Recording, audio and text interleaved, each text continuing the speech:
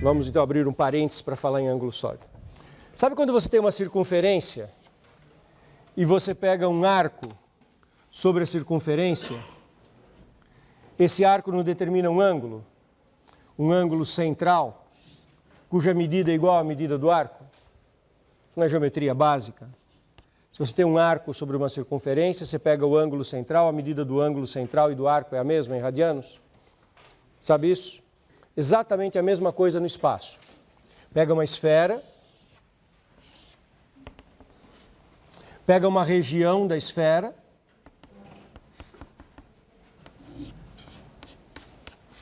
não tem sentido falar num arco, pega uma região, pega o centro da esfera e pega esse cone.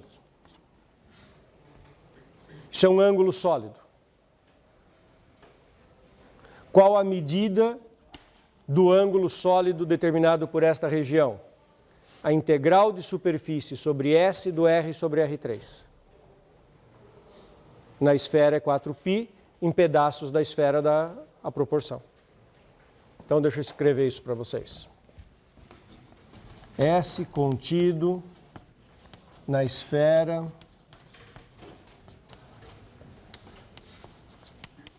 x2 mais y2 mais z2 igual a 2. O ângulo sólido determinado por S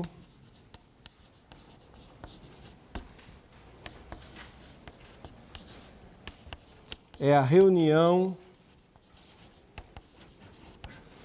das semirretas que saem da origem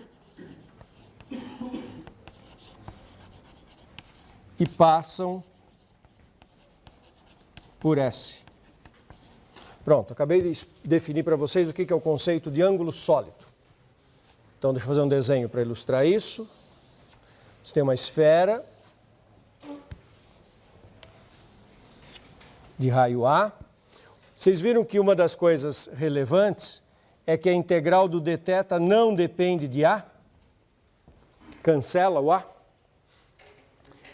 Do dθ não, a integral de R sobre R3 sobre a esfera de raio A não depende de A. Ela dá sempre 4π. O A2 cancelou aqui. Então você tem uma esfera, você pega um pedaço dessa esfera,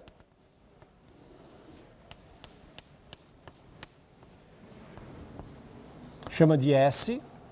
O que é o ângulo sólido? É isso que eu escrevi. O ângulo sólido é a reunião de todas as semirretas que saem da origem e passam por esse S. Pontos interiores de S e os pontos do bordo de S. Toda essa reunião chama-se ângulo sólido. E qual a medida do ângulo sólido? Quanto que mede um ângulo sólido? A medida do ângulo sólido é a integral em S,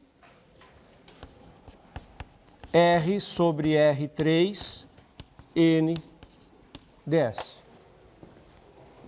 Então, qual é o ângulo sólido da esfera? 4π. De um pedaço da esfera? Proporcional. Não disse ainda hoje, né? Vocês viram que matéria legal? A gente consegue definir o conceito de ângulo sólido. E essa integral do R sobre R3 mede o ângulo sólido. Mas eu tenho mais coisas para contar para vocês do R sobre R3. Tem uma coisa surpreendente. O divergente desse campo é zero.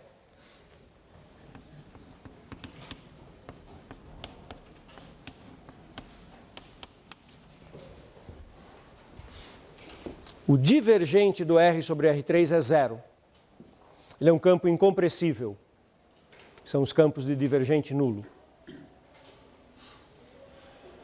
Bom, calcular o divergente é uma conta. São derivadas parciais que têm que ser calculadas. Vou fazer a conta. Importante vocês saberem isso. Mas em seguida eu vou fazer a seguinte pergunta. Vocês já podem estar até antecipando por que eu estou interessado nisso. Em seguida eu vou fazer a seguinte pergunta. Poxa, eu quis calcular o fluxo do R sobre R3 sobre a esfera. Deu 4π. O div é zero. Não deveria ser nula a integral sobre a esfera, pelo teorema de Gauss? A integral sobre a esfera não deveria ser a integral tripla do divergente dentro? E se é verdade que o divergente é zero, a integral tripla deveria dar zero. Qual é a resposta para essa pergunta? Tem singularidade. É a mesma pergunta e a mesma resposta pela qual a integral do dθ dá 2π, mesmo tendo rotacional nulo. Eu não posso aplicar o teorema de Green e transformar numa integral dupla do Roth nulo, dizendo que dá zero, porque tem singularidade. Aqui tem o mesmo fenômeno. Deixa eu mostrar por que o divergente é zero. Vou calcular del x da função p. Del p, del x. É del x de... Quem que é a função p do campo R sobre R3? É x sobre raiz quadrada ao cubo. Vocês concordam? Por economia eu não vou ficar escrevendo x2 mais y2 mais z2, só vou escrever a raiz quadrada, tá bom? Mas vocês sabem que dentro da raiz quadrada tem x2 mais y2 mais z2. É isso que eu tenho que calcular a derivada parcial. Regra do quociente. Derivada do de cima vezes o de baixo. Então é derivada do de cima 1 vezes o de baixo, que é raiz quadrada ao cubo. Menos o de cima vezes a derivada do de baixo, que é a derivada de raiz quadrada ao cubo. Quem é a derivada de raiz quadrada ao cubo? 3 vezes raiz quadrada ao quadrado, porque abaixo o expoente, se abaixo o expoente 3, raiz quadrada elevado a uma unidade a menos, que é 2, e vezes a derivada da raiz quadrada. Porque até agora eu apliquei a regra para esse termo, raiz quadrada. Eu abaixei o expoente, raiz quadrada ao quadrado, vezes a derivada da raiz quadrada. A derivada da raiz quadrada é 1 sobre a raiz quadrada, na verdade 1 sobre 2 vezes a raiz quadrada, 1 sobre 2 vezes a raiz quadrada, vezes a derivada do que está dentro da raiz quadrada, ainda pela regra da cadeia, que dá 2x. Então cancela o 2 e sobra x. Sobre raiz quadrada, a sexta. Vamos simplificar? Raiz quadrada sobre raiz quadrada, sobra uma raiz quadrada. Nesse termo? Então fica raiz quadrada ao cubo menos 3x2 raiz quadrada sobre raiz à sexta. Todo mundo enxergou isso? Derivada parcial está calculada, turma? Adivinha quanto que dá a derivada parcial em relação a y, do termo que tem y sobre a raiz quadrada? A mesma coisa, só trocando x por y. E a derivada parcial em z? A mesma coisa. Então, del q del y é igual a raiz quadrada ao cubo, menos 3y2 raiz quadrada sobre raiz à sexta. E del r del z, raiz quadrada ao cubo, menos 3z2 raiz quadrada sobre raiz quadrada à sexta.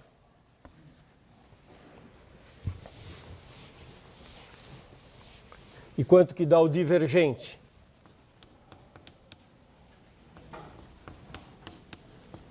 Não dá soma disso tudo?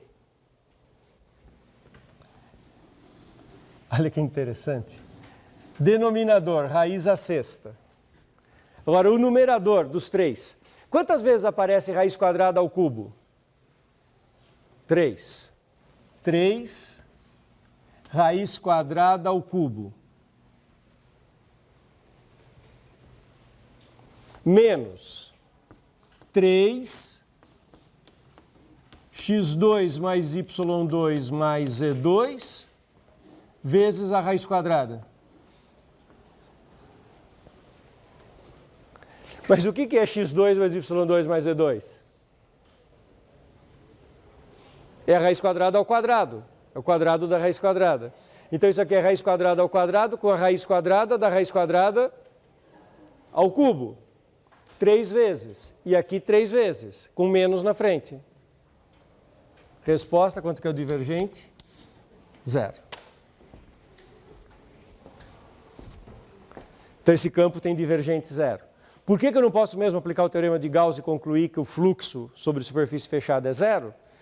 Porque tem singularidade. Vamos olhar o domínio do campo. Quem é o domínio do campo?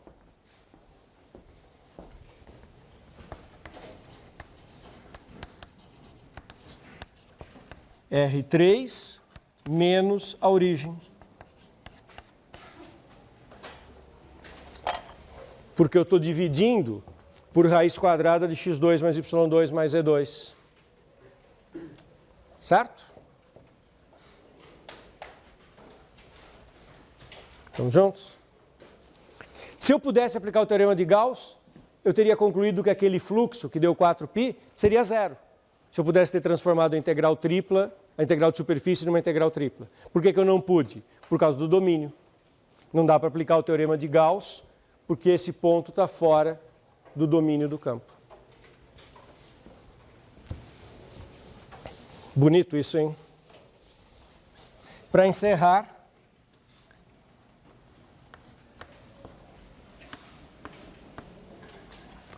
quero saber o fluxo do R sobre R3 em cima de uma superfície que... eu esqueci de dizer uma coisa. Lembra que eu fiz aqui sobre a esfera usando um argumento geométrico? Se vocês quiserem parametrizar a esfera e fazer a conta pela definição, é claro que dá tudo certinho e dá o 4π. Eu vou calcular a integral do R sobre R3 sobre a superfície S, que é a reunião de duas, sendo S1 x2 à quarta mais y2 à quarta mais z2 sobre 9 igual a 1, com n1 de cota maior ou igual a 0. Esse é um outro jeito de dar a orientação de uma superfície. Eu ainda não tinha utilizado. Eu falo que o n1 é um vetor de cota maior ou igual a 0. O que eu estou querendo dizer intuitivamente? Que o n1 é um vetor que aponta para cima. Quando eu digo que a cota dele é positiva. Eu também caracterizo uma orientação descrevendo o vetor normal a partir de uma das suas características. Isso aqui com z maior ou igual que 0. E S2,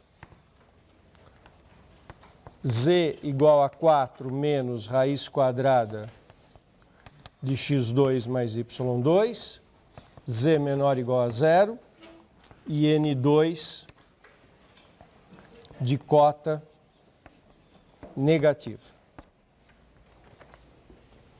Vamos ver se a gente entende que superfície é essa. O que é x2 sobre 4, y2 sobre 4, z2 sobre 9 igual a 1? Um elipsoide. Vocês perceberam que x e y eu coloquei com o mesmo número? Quer dizer que se você fixa z, na horizontal fixa z, a intersecção são circunferências. Em x e y, as intersecções são circunferências. Por exemplo, faz z igual a 0. Isso some, 4 passa para lá, x2 mais y2 igual a 4. Circunferência de raio 2. Tá certo? Desculpe, aqui é 2.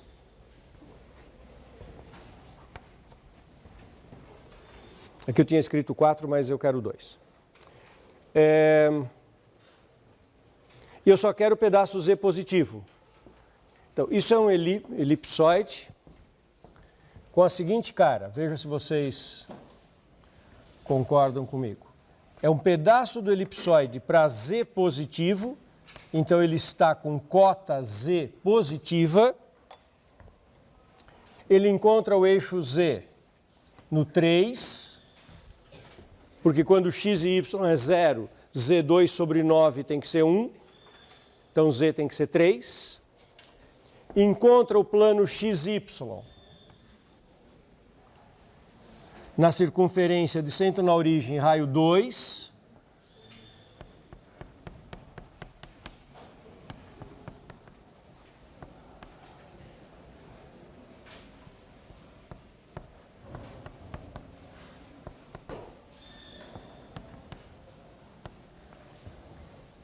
Só estou com um pedaço Z positivo. E eu falei que eu quero com a normal que tem cota positiva, ou seja, a normal que aponta para cima. A normal do elipsoide é essa normal que tem cota positiva. Só que no plano XY que ela vai ter cota nula. Nos outros pontos, ela tem cota para cima. Está claro quem é a normal à superfície S1?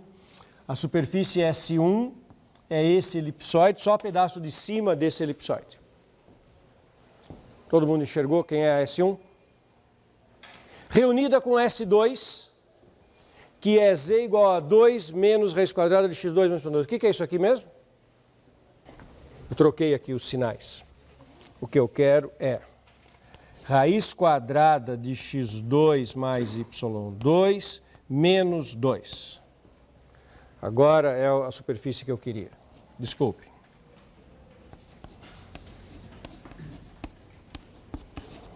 O que é mesmo Z igual a raiz quadrada de x2 mais y2?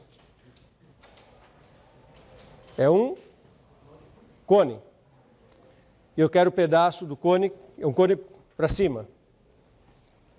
Se eu subtrair 2, o que eu fiz com o cone? Desloquei o cone para baixo. O vértice dele foi parar no Z igual a menos 2. Ele encontra o plano XY na circunferência de raio 2. Faz Z igual a 0, passa o menos 2, eleva ao quadrado, x2 mais y2 igual a 4. Então ele encontra o plano XY naquela mesma circunferência. Então aqui eu tenho, para completar minha superfície, um cone no menos 2 e que fecha exatamente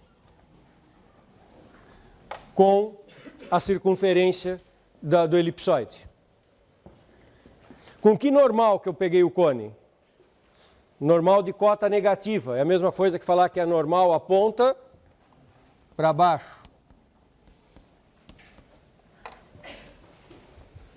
Queria que vocês percebessem que S1 unido com S2 é uma superfície fechada. E o que eu quero calcular é a integral do R sobre R3 dentro dessa superfície fechada. Se eu pudesse aplicar o teorema de Gauss, eu concluiria que era 0, porque o div é 0. Mas eu não posso aplicar o teorema de Gauss, porque tem uma singularidade no interior da superfície fechada. O que eu vou fazer então? Isolar a singularidade. Como é que eu isolo a singularidade? O que eu pego para isolar a singularidade? Uma superfície em volta da singularidade que não encontre essa. Que superfície que é adequada? Uma esfera. Ou você pega uma esfera dentro desta, uma esfera de raio pequeno, e aplica o Gauss fora da esfera e dentro da minha superfície, ou o contrário. Você pega uma esfera grande, de raio grande, e aplica o Gauss dentro da esfera e fora da minha superfície. Tanto faz, o trabalho é o mesmo. O que vocês querem que eu escreva com uma circunferência de raio pequeno ou de raio grande? Pequeno. Então, vou pegar uma circunferência dentro dessa superfície. Então, vou pegar S3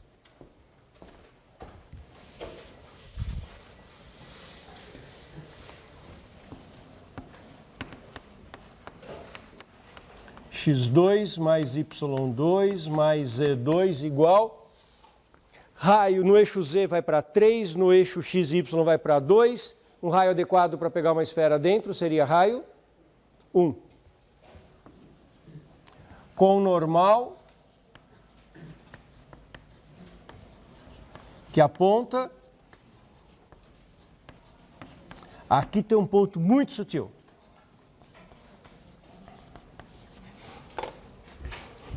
Tem um ponto muito sutil, turma. Vocês precisam prestar muita atenção, que tem um jogo de palavras aqui que nos confunde. Vocês estão vendo a esferinha ali dentro? Eu preciso escolher a normal naquela esferinha. Ou para dentro da esferinha ou para fora da esferinha. Tá ok? Ou aponta para a origem ou se afasta da origem. Qual é o critério? É o Gauss que fala. Nós vamos aplicar o Gauss? Nós não vamos aplicar o Gauss na região do espaço entre a esfera pequena e a superfície grande. Então tem que sair dessa região do espaço. Pensa na região do espaço. Tem que ser externa, normal externa, à região do espaço. Para sair da região do espaço, na superfície externa tem que ser externa, e na superfície interna, para sair da região do espaço, ela tem que apontar para dentro da superfície interna. Porque ela tem que se afastar da região do espaço que está entre a superfície pequena e a superfície grande. Então, para que no Gauss eu tenha normal externa, nessa S3, eu vou pegar a normal interna. E claro que isso é um pouco confuso.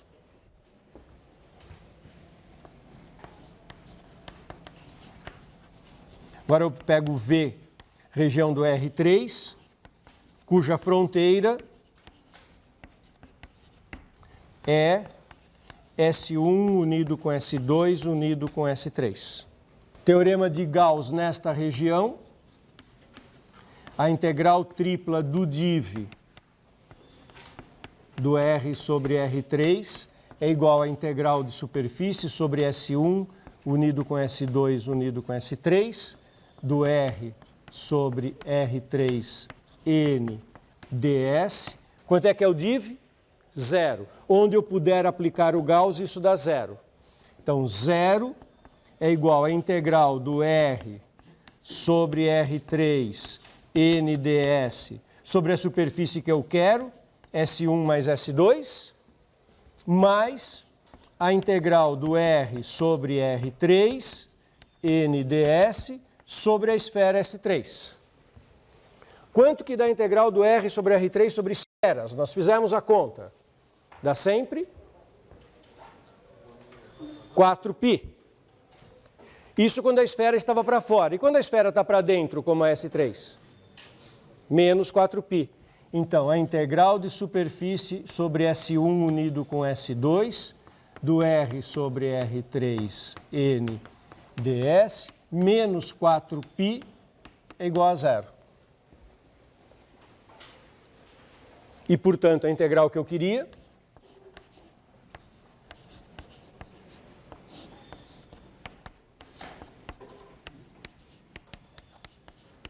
4π. Que bonito. Vocês lembram o teorema de Green?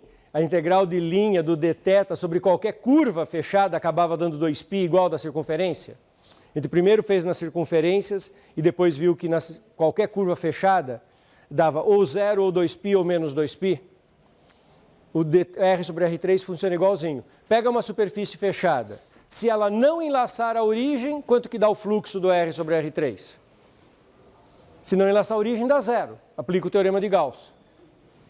E se enlaçar a origem, eu tenho que isolar a origem com uma esfera e aí fazer um raciocínio que só vai depender da orientação, que pode ser 4π ou menos 4π.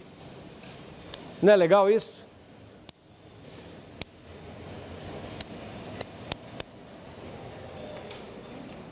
Tudo bem?